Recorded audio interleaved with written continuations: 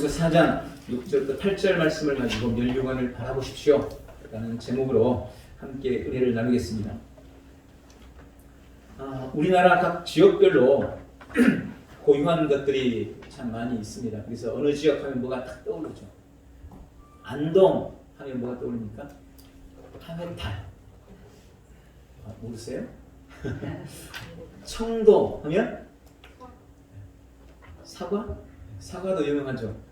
숫싸움 이런 게 얼른 생각이 나잖아요. 그럼 전주 하면 뭐가 생각납니까? 비빔밥. 이건 역시 맛있는 건 잘 알아요. 전주 비빔밥.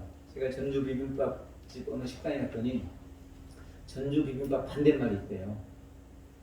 전주 비빔밥 반대말 뭔지 아세요? 모르시죠? 전주 비빔밥 반대말 다음 주 비빔밥. 별로 안 웃기죠? 네. 하나 더. 우리 대전에서 제일 가까운 바다가 어디 있습니까? 대천이 제일 가깝나요? 군산보다 대천이 더 가깝죠. 그럼 서울에서 제일 가까운 바다는 어딜까요? 인천이죠, 인천. 인천 앞바다에 반대말이 있답니다. 인천 앞바다 반대말. 인천 뒷바다가 아니고 인천 엄마다. 인천 한 박자 늦어도 괜찮아요. 유럽의 공동묘지에 가면 재미있는 비문들이 참 많이 있다고 합니다. 그중에 몇 가지를 소개해드리면 어느 비문에는 그렇게 적혀있답니다. 죽은 것이 아니라 잠깐 잠들었을 뿐이다. 묘비에 그렇게 적어놓은 거예요. 아마 이분은 틀림없이 크리스찬이었을 겁니다. 죽은 것이 아니라 잠깐 잠들었을 뿐이다. 근데 금방 깨겠다는 거죠. 또 어떤 비문에는 이렇게 적혀있답니다. 일어나서 인사드리지 못해 죄송합니다. 스님이 오셨는데 일어나지 못하고 누워있어서 죄송합니다. 이렇게도 적혀있대요. 참 유머러스 했던 분 같아요. 영국의 문호였던 이 버나드 쇼의 묘비명이 유명합니다. 버나드 쇼라는 사람이 자신의 묘비명을 미리 얘기를 했어요. 그래서 실제 버나드 쇼가 죽었는데 그 묘비명에 이렇게 기록되어 있답니다. 우물쭈물 하다가 내 이럴 줄 알았지. 이분은 자신의 인생을 회한하면서 우물쭈물 하다가 내 이럴 줄 알았지 이렇게 회한을 했다는 거예요. 여러분은 여러분의 묘비에 뭐라고 기록하고 싶습니까? 묘비하면 죽은 다음에 좀 기분 나쁘면 그러면 너무 멀리 가지 말고 지난 한 해 2020년을 돌아보면서 여러분은 2020년을 어떻게 평가하고 싶으십니까? 한 문장으로 2020년 여러분의 2020년들을 평가하면 뭐라고 적을 수 있겠습니까? 저도 좀 고민을 해봤습니다. 그리고 그렇게 써봤어요. 주님, 부끄럽지만 노력했습니다. 이렇게 적었습니다. 처음엔 그렇게 썼어요. 주님, 부끄럽지만 최선을 다했습니다. 근데 주님이 너 진짜 최선 다했냐? 이러시는 것 같아가지고 참 최선 다하면 후회가 없어야 되는데 후회가 있잖아요. 그래서 주님 부끄럽지만 그래도 노력했습니다 라고 이렇게 적었습니다. 여러분은 뭐라고 적으십니까? 오늘 하루가 지나가기 전에 주보에 나와 있죠. 한번 꼭 한 문장 기록해 보시기 바랍니다. 늘 그렇듯이 지나간 한 해를 돌아보면 후회가 남고 아쉬움이 남고 부끄러움이 남습니다. 작년에도 똑같은 그런 말씀 드렸던 것 같은데요. 그래도 다행인 것은 이런 부끄러움이 우리 인생 전체 평가는 아니라는 것입니다. 아직은 우리 인생 전체 평가는 아닙니다. 바라기는 내년에는 부끄러움보다는 자랑할 것이 더 많은 그런 한 해가 되기를 축복합니다. 저도 우리 교회도 여러분도 그렇게 고백할 수 있는 2021년도 되기를 주님의 이름으로 축원합니다. 오늘 읽은 본문은 바울이 로마의 감옥에서 자신이 죽을 날이 얼마 남지 않았던 것을 알게 됐어요. 감옥에 있으면서 이제 내가 며칠 뒤에 죽겠구나. 이렇게 영적인 사람이었기 때문에 직감적으로 그게 느끼는 거죠. 그래서 마지막 서신을 쓰게 됩니다. 이게 바로 디모데 후서입니다. 그리고 오늘 디모데 후서 마지막 장 4장에 자신의 인생을 마감하고 돌아오면서 마지막 신앙의 고백을 기록해 놓았습니다. 그것이 오늘 우리가 함께 읽은 본문의 말씀입니다. 이것은 어쩌면 바울의 신앙 고백이지만 어쩌면 바울의 묘비명일 수도 있습니다. 그리고 자신의 인생 성적표일 것입니다. 오늘 주님은 이 바울의 신앙의 고백, 이 바울의 인생의 묘비, 이 바울의 신앙 성적표를 가지고 우리에게도 약속하고 계십니다. 뭐라고 약속합니까? 오늘 본문에 보니까 우리를 위해 의의 면류관을 준비하신다라고 약속하고 계십니다. 오늘 바울이 죽음을 목전에 두고 자신의 인생에 대해서 평가하고 고백하는 이 세 가지 고백을 가지고 함께 은혜를 나누는데, 먼저 오늘 고백은 바울은 뭐라고 고백합니까? 나는 선한 싸움을 싸웠다라고 고백하고 있습니다. 성경을 통해 우리가 알 수 있는 바울의 삶은 정말 이 고백처럼 전쟁과 같은 그런 삶이었습니다. 그는 누구보다도 치열하게 하나님을 섬겼습니다. 그런 그의 열심이 처음에는 예수님과 그를 믿는 추종자들을 핍박하고 죽이는 데 가담하게도 만들었습니다. 그러다가 그는 부활하신 예수 그리스도를 만나서 그의 전 삶을 예수 그리스도께 바치고 복음을 위한 처절한 싸움을 시작했습니다. 지독한 핍박에 맞서 싸워야만 했고 세상의 철학과 학문에 맞서 싸웠습니다. 그를 무너뜨리려는 악한 괴계와 어둠의 영들과 치열하게 싸웠습니다. 믿음을 가로막는 온갖 환경과 상황에 맞서서 싸웠습니다. 그리고 그는 그 모든 싸움에서 당당히 승리했습니다. 우리 인생이나 신앙 역시 싸움의 연속입니다. 매일매일이 치열한 전쟁입니다. 물론 인생사의 여러 싸움 말고도 우리에게는 성도로서 하나님을 믿는 자로서 치러야 할 전쟁과 싸움이 있는 것을 알게 됩니다. 바울은 그것을 선한 싸움이라고 말씀합니다. 우리는 매일 자신과 싸워야 합니다. 갖가지 공포와 불안과 두려움과 싸우고 끊임없이 일어나는 의심과 불신과도 싸우고 원망하는 마음, 불평하는 마음과도 싸웁니다. 내 안에서 일어나는 나태함과 게으름과도 안일함과도 싸워야 됩니다. 내 안에 가득한 죄와 그 죄의 본능과도 끊임없이 싸워야 합니다. 로마서 7장 24절에 바울은 이렇게 고백했습니다. 오호라 나는 곤고한 사람이로다. 이 사망의 몸에서 누가 나를 건져내래. 바울은 자신 안에서 싸우는 이 싸움이 결국 성과 악의 싸움이요, 하나님과 악한 영의 싸움이요, 성령과 육신의 소욕과의 싸움이라는 것을 알았습니다. 그래서 에베소서 6장 12절을 통해서 그렇게 고백합니다. 우리의 씨름은 혈과 육을 상대하는 것이 아니요 하늘에 있는 악한 영들을 상대합니다. 마찬가지로 우리 안에 찾아오는 불안과 두려움, 의심과 불신, 원망, 불평, 나태함과 게으름, 온갖 죄의 본능, 죄성들, 그 뒤에는 악한 영이 도사리고 있다는 것입니다. 그것이 우리의 실질적인 주적이라고 말씀하는 것입니다. 우리는 이 배후의 악한 영을 인식하고 그것과 치열하게 싸우는 삶을 살아야 합니다. 또 지금 우리는 코로나와도 싸우고 있죠. 그러나 실은 코로나와 싸우고 있는 것이 아니라 코로나를 통해서 우리의 믿음을 침륜에 빠뜨리려는 악한 영과 싸우고 있는 것입니다. 우리는 이 실체를 분명히 알고 하나님의 약속의 말씀으로 우리 자신을 잘 무장하고 깨어서 기도해야 합니다. 그리고 바울처럼 승리하는 우리 온 성도들이 되시기를 축원합니다. 두 번째로 바울은 그렇게 고백합니다. 나는 나의 달려갈 길을 마쳤다 라고 고백하고 있습니다. 본문의 이 달려갈 길이라는 헬라의 원어의 뜻은 마라톤 경기에서 정해진 경주 코스라는 말입니다. 정해진 경주 코스를 나는 다 달렸다는 거예요. 우리는 지금 마라톤과 같은 무척이나 길고 정말 힘든 경기를 하고 있는 것입니다. 여기 달려갈 길을 마쳤다라는 의미는 크게 두 가지 의미로 사용됩니다. 첫 번째는 정해진 코스, 정해진 길로 달렸다는 의미입니다. 여러분 아무리 빨리 달려도 경로를 이탈하거나 다른 길로 뛰면 실격입니다. 달려갈 길로만 달려가야 합니다. 성경은 그 달려갈 길이 좁고 협착한 길, 그러나 그 길이 생명의 길이라고 말씀합니다. 요한복음 14장 6절에 내가 곧 길이요 진리요 생명이니 나로 말미암지 않고는 아버지께 올 자가 없느니라.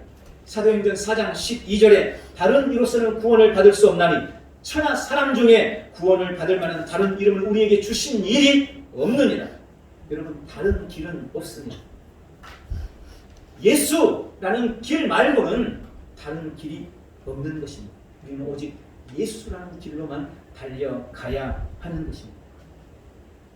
또 지금 여러 가지 힘든 현실 속에서 우리는 지금 우리가 마땅히 달려갈 길을 달리고 있는지, 정말 믿음의 정도를 걷고 있는지, 악한 현실 속에서 우리는 늘 고민하고 주님 앞에 묻고 기도해야 하는 것입니다. 아무쪼록 우리의 믿음을 방해하는 수많은 장애물들 앞에서 정해진 코스, 달려갈 길에서 이탈하지 않는 우리 온 성도들이 다 되시기를 예수님의 이름으로 축원합니다. 또한 달려갈 길이라는 두 번째 의미는 달려갈 길을 마쳤다는 이 말은 완주했다는 의미입니다. 완주했다. 끝까지 달려서 골인했다는 말입니다. 중간에 포기하지 않았다는 것입니다. 많은 사람들이 출발은 같이 했는데 결승점에는 도달하지 못합니다. 이런 이유와 저런 핑계로 중단하고 포기하는 사람이 너무 많습니다. 끝까지 달리지 못하는 사람이 너무 많습니다. 환경 때문에, 사람 때문에, 돈 때문에, 질병 때문에. 여러분, 이번 코로나 또 이런 지나친 어떤 방역 조치들 때문에 믿음을 시작했다가 포기한 사람들이 얼마나 많겠어요. 기존의 성도들도 예배를 드리지 못하는데 얼마나 많은 초신자들이 교회에 왔다가 믿음을 포기하고 떠나갔겠습니까? 정말 안타까운 일이 아닐 수 없는 것입니다. 여러분, 신앙생활 결코 쉽지 않다는 것 우리가 잘 압니다. 믿기만 하면 모든 것이 다 잘 될 줄 알았는데 아무리 생각해봐도, 아무리 둘러봐도 별로 변한 것은 없는 것 같고, 기도해도 별로 소용없는 것처럼 보이고, 특히 요즘 같은 때는 교회 나가는 것도 눈치 보이고 두려움도 있고 이해가 됩니다. 그러나 믿음의 경주는 절대 포기해서는 안 되는 겁니다. 절대 물러서서는 안 되는 것입니다. 여러분, 끝까지 달려나가시기를 주님의 이름으로 축원합니다. 오늘 바울의 나는 나의 달려갈 길을 다 마쳤다라는 이 고백이 2020년도를 마무리하는 우리 온 성도들의 고백이 되기를 주님의 이름으로 축원합니다. 바울은 세 번째로 나는 믿음을 지켰다라고 고백했습니다. 지켰다라는 말은 전조를 지킬 때, 군사가 성을 지킬 때, 혹은 하급자가 상급자에게 충성을 다했을 때 사용하는 단어입니다. 바울은 온갖 악조건 속에서도 믿음이 흔들리지 않았습니다. 믿음을 빼앗기지 않았다는 것입니다. 그는 끝까지 믿음을 지켜냈습니다. 여러분, 왜 우리가 믿음을 지켜내야 할까요? 훔치고 도둑질하려는 사람들이 있기 때문에, 악한 권세가 있기 때문에 그런 겁니다. 그러면 왜 그것들은 우리의 믿음을 훔치고 도둑질하려고 할까요? 간단합니다. 그게 귀한 것이기 때문에, 그게 중요한 것이기 때문에. 여러분, 믿음이 얼마나 중요합니까? 오직 믿음만이 천국 문을 여는 유일한 열쇠입니다. 오직 믿음만이 하나님의 자녀가 되는 유일한 조건입니다. 오직 믿음만이 영생의 유일한 비결입니다. 그런데 그 중요한 믿음, 그 소중한 믿음이 지금 우리에게 있는 겁니다. 사탄 마귀는 내가 천국에 들어가는 것을 원하지 않습니다. 내가 영생을 얻는 것을 싫어합니다. 내가 하나님의 자녀가 돼서 그 권세를 누리는 것을 사탄은 그냥 두고 보지 않습니다. 그래서 무슨 수를 써서라도 우리의 믿음을 훔치고 도둑질하려고 합니다. 돈으로 믿음을 빼앗으려고 합니다. 건강으로 믿음을 도둑질하려고 합니다. 사람에 대한 실망으로 믿음을 훔치려고 합니다. 지금 같은 때는 이 코로나와 또 이런 여러 가지 두려움으로 우리의 믿음을 무너뜨리려고 하고 있는 것입니다. 그러니 우리가 기억해야 합니다. 믿음을 지켜내는 데는 절대 타협이 있어서는 안 됩니다. 다 양보해도 믿음만은 절대 양보해서는 안 되는 것입니다. 믿음을 잃는 순간 모든 것을 다 잃기 때문에 그렇습니다. 반드시 믿음을 지켜내시기를 예수님의 이름으로 축원합니다. 이렇게 선한 싸움을 싸우고 달려갈 길을 마치고 믿음을 지킨 바울에게 오늘 주님은 의의 멸류관이 예비되어 있다고, 바울은 그것을 확신했어요. 그리고 우리에게도 그 면류관을 주시겠다. 우리를 위해서 그 면류관이 예비되었다고 약속하고 계시는 것입니다. 주님이 약속하신 의의 면류관을 받아 누리는 복된 성도들이 다 되시기를 축원합니다. 두 번째로 2020년도의 회한, 후회와 아픔을 다 내려놓으십시오. 올 한 해는 온 지구촌이 그야말로 힘들고 어려운 한 해였습니다. 우리나라뿐만 아니고 전 세계가 정말 코로나로 인해서 너무나 힘든 시간을 보냈습니다. 그런데 한국 교회에게는 제가 생각할 더 비참하고 불행한 한 해였습니다. 코로나의 확산과 그로 인한 정부의 불공평한 여러 조치들로 한국 교회는 그야말로 풍비박산이 났습니다. 비대면 예배라는 듣도 보다 못한 그런 단어의 예배를 강요당했고, 어떤 합의나 어떤 이해도 없이 대부분의 교회들이 굴복하고 말았습니다. 헌법으로 보장한 종교의 자유는 코로나의 공포와 두려움을 앞세운 전염병 예방 시행 규칙이라는 행정 조치에 밀려서 철저히 외면당하고 짓밟히고 말았습니다. 교회 내에서도 생명이 먼저냐 예배가 먼저냐라는 오래된 질문에 우리 믿음의 선배들과는 전혀 다른 태도를 보이고 선택을 하고 말았습니다. 믿음의 선배들이 목숨을 걸고 지켜왔던 예배가 흐지부지 온라인 예배, 영상 예배로 대체되고 만 것입니다. 여러분 오해하지 마시고 들으시기 바랍니다. 제가 지금 비난하자고 드리는 말씀이 아닙니다. 전염병에 조심하지 않아도 된다는 말도 아닙니다. 지난 100여 년 이상 한국 교회가 영혼 구원을 위해서, 그리고 믿음의 성장과 성숙을 위해, 교회 부흥을 위해서 피땀을 흘리며 해왔던 그 수많은 노력들이 2020년 코로나를 맞은 이 단 한 해에 얼마나 처참하게 무너져 내렸는지 우리가 현실을 분명히 봐야 한다는 것을 말씀드리는 것입니다.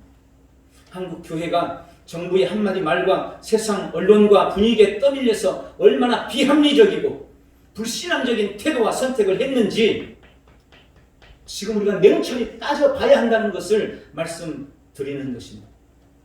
그동안 우리가 그렇게 큰 소리 쳐왔던 우리 믿음이, 우리 선조들이 총칼 앞에서도 굳건히 지켜왔던 그 믿음이 전염병 앞에서 너무나 초라하게 그 민낯을 드러내고 만 건 아닌지, 정말 우리에게, 우리 한국교회에게 우리가 가진 이 믿음이 우리 조상들이 지켜왔던 그 믿음이 맞는지 우리 믿음을 돌아봐야 한다는 것입니다. 여러분 지금 두려움 때문에, 전염병 때문에, 핍박 때문에 우리가 예배를 제대로 드리지 못하다가 이제 몇 개월 후에 혹은 내년 중반기 지난 하반기에 백신 나오면 그때서는 백신 맞고 나와가지고 주님 앞에 나와서 주님은 나의 피난처십니다. 주님은 나의 치료자십니다. 믿는 자에게는 이런 표적이 따르니 무슨 독을 마실지라도 해를 받지 않으리라. 그때 우리가 손들고 고백할 수 있겠냐 이 말이에요. 그런 고백이 주님 앞에서, 세상 사람들 앞에서 부끄럽지 않겠느냐는 말입니다.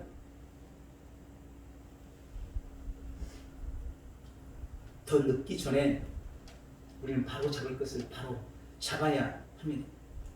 국가적으로도 교회적으로도 우리 개인적으로도 2020년도의 모든 실수와 후회와 아픔은 2020년도에 다 내려놓으시기 바랍니다.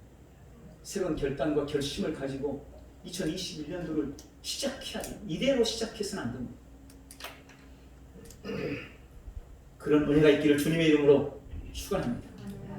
마지막 세 번째로 주의 나타나심을 사모하십시오.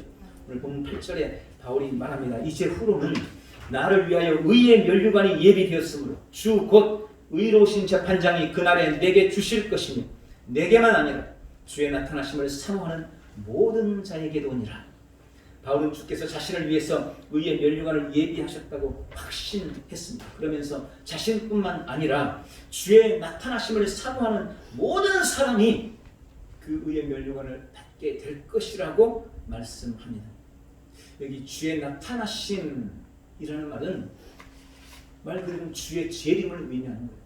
그러니까 주의 재림의 때를 사모하고 주의 재림을 고대하고 기대하고 사모하는 그 사람에게 주님이 의의 면류관을 주신다는 말씀입니다. 저는 이 말씀을 두 가지로 한번 평가해 봤어요.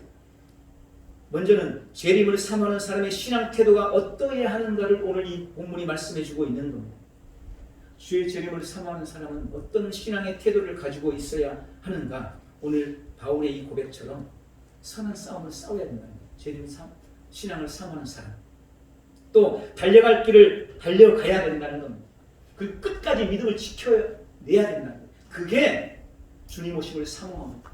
주의 재림을 사모하는 사람들의 신앙 태도라는 것을 바울이 지금 말씀하고 있는 것입니다. 두 번째는 매일 주님 만나기를 사모하라는 뜻입니다. 우리는 주의 재림을 너무 먼 훗날의 일처럼 여기고 살아갑니다. 그러나 제가 주의 재림을 사모하는 말씀 드린 것처럼 우주적 종말이 아니면 개인적 종말을 우리는 맞이하게 돼 있어요. 그때는 오늘이 될지 내일이 될지 아무도 장담할 수 없는 것입니다. 그러니 날마다 주님 오심을 사모해야 된다는 거예요. 우리가 사랑하는 사람이 생기면 그 사람에 대한 그리움, 그 사람에 대한 애틋함, 만날 것에 대한 설레임이 우리 마음에 가득 차는 것처럼 그렇지 않나요?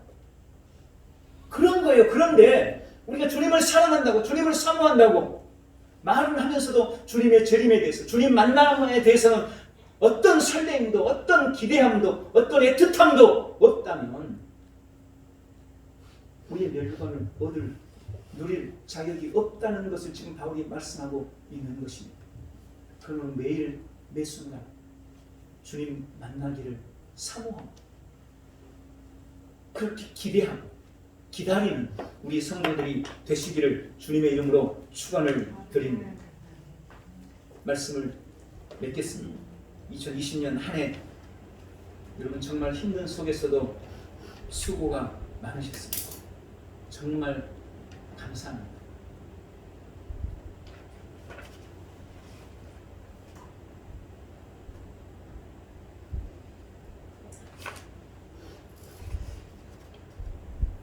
여러분 함께 주셨으니까 이렇게 올 수 있었나?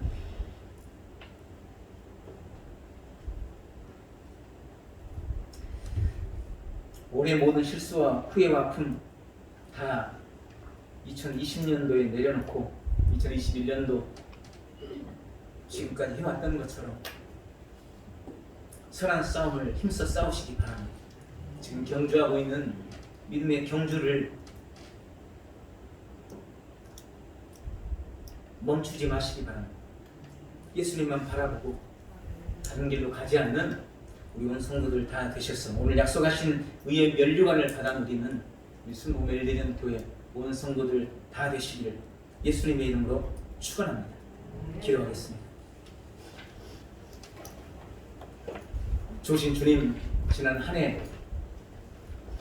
믿음의 길을 걸어올 수 있도록 달려갈 길을 달릴 수 있도록 선한 싸움을 싸울 수 있도록 우리를 이끄시고 인도해 주셔서 감사합니다.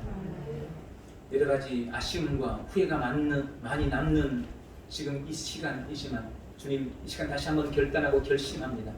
2021년도는 올해보다 더 나은 한 해가 될 수 있기를 주님 더 주님을 사랑하고 더 주님을 가까이 하고 더 힘차게 믿음의 길을 걸어가기를 결단하고 결심합니다.